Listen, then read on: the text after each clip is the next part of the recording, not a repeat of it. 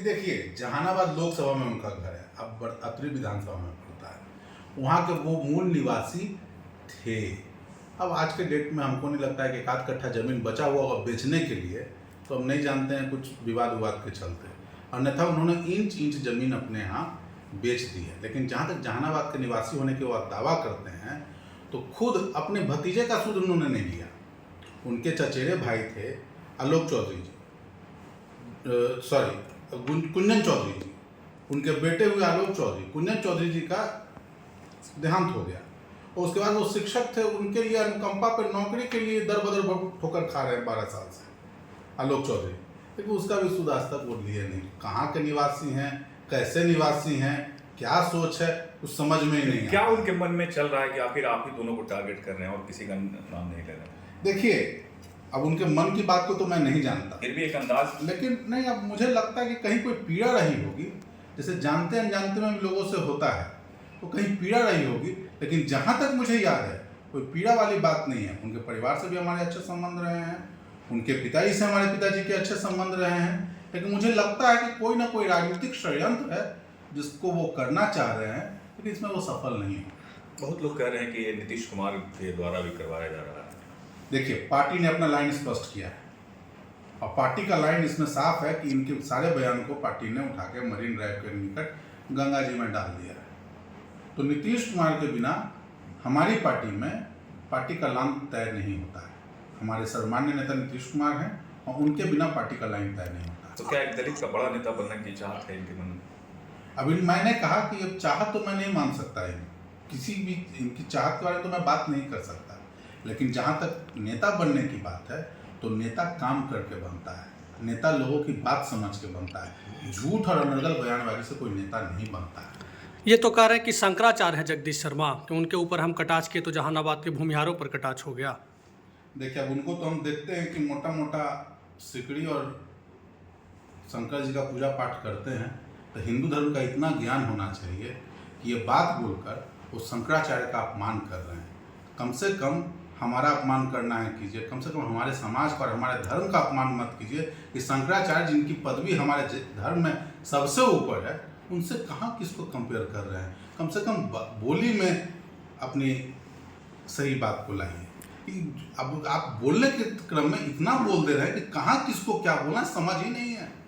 भाई, आप मंत्री हैं, माननीय मंत्री हैं, आपने शपथ लिया है, कम से कम अपने शपथ का ध्यान रखिए।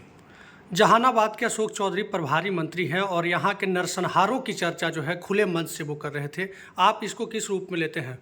देखिए, बहुत मुश्किल से जहानाबाद ने नरसंहार का दंश झेला था और इस दंश को झेलते हुए लगभग सभी समुदाय के लोग भयक्रांत थे और बहुत मुश्किल से लोग इससे बाहर आए।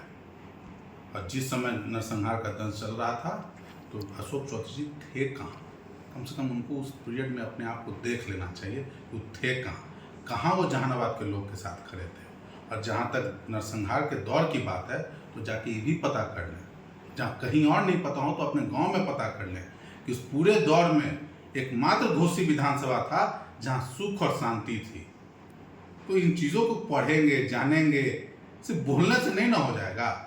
जो घोसी हमेशा शांति के प्रतीक रहा है और जहानाबाद में बहुत मुश्किल से जो आपसी समरसता बनी है, उसको तोड़ने की कोशिश ना करें। अच्छा, आप कह रहे थे जिस तरीके की जानकारी है कि अशोक चौधरी जो अपने भाई हैं, भतीजा हैं, उन्हें अनुकंपा पर जो है नौकरी नहीं दिला पा रहे हैं, तो कोई नेता बनने का सबसे पहला तो यही प्राथमिकता है कि जनता का काम होना। ऐसे में क्या जानकारी है आपके पास अब तक मिली है? नहीं, देखिए, कल कुड़वा चुकी हमारा पुराने क्षेत्र का पार्ट रहा है घोसी विधानसभा में, वहाँ से लोगों ने बताया कि जब कम से कम ये हो रहा है तो उनका अनुकंपा वाला एप्लीकेशनमा उनको कहिए कि तेजी से बढ़ाए। तो हम तो कहें कि हमको तो बातें नहीं हो रहा है, तो हम कहते, तो आप ही के माध्यम से कहते हैं कि माननीय चौधरी जी, आप हम लोग सबके नेता हैं, हमको जो बोलना है बोल लीजिए, लेकिन कम से कम अपने भतीजा को, जो बेचारे का 10-12 साल से लटका हुआ है मामला, गया में लटका हुआ है, खुजवा के अनुकंपा पर नौकरी करवा दीजिए। कम से कम इतना तो कीजिए, जहानाबाद कर दिए हैं तो उसका तो कम से कम ऋण चुकाइए।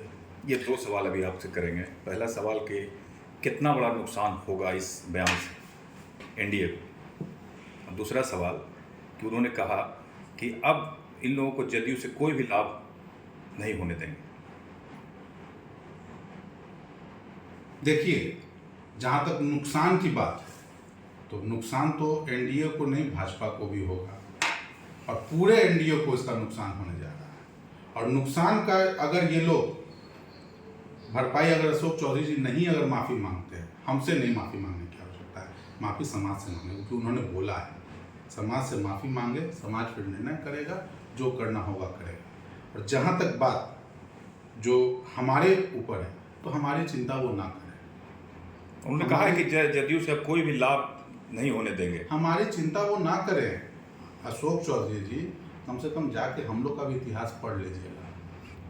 2000 में हमारे पिताजी निर्दलीय विधायक बने थे। नीतीश जी को प्रपोज करने में निर्दलीय विधायकों की कमेटी थी, उसके अध्यक्ष थे। 2005 में फिर से दोबारा फरवरी में निर्दलीय विधायकों की कमेटी बनी थी। फिर 2005 में हम उनके पार्टी से ही विधायक हुए, फिर 10 में हम उनकी पार्टी से विधायक हुए।